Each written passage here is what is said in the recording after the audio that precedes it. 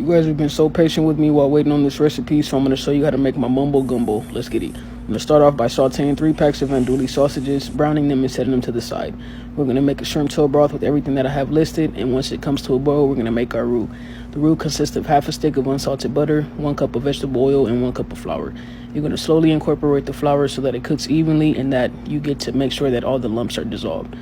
Here we are at the 5-minute mark. I'm going to show you guys every step of the way how to carefully create a nice roux without burning it. Here we are at the 10-minute mark. It's very important when mixing your roux to constantly stir it. If you stop stirring it, it will clump and burn, and trust me, there's nothing worse than burnt gumbo.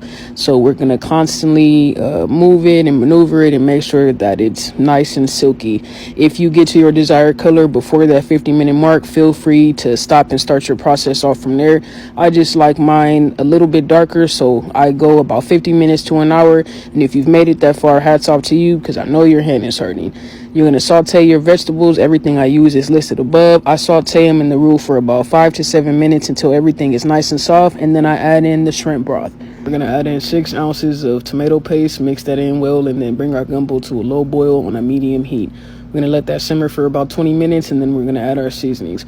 I season with everything listed. This is a really great place to start at. If you guys feel like it needs more seasoning, definitely add as you go, and make sure that you season to your taste always. You're going to add in your sausages and then half a bottle of the Blue Moon beer, and we're going to also allow that to simmer for 20 minutes. Once the 20 minutes is up, we're going to add in our chicken, mix that well, and it's not gumbo to me unless it has a few dashes of Louisiana hot sauce, but that's just personal preference, so it is optional. The last thing to go in is your shrimp.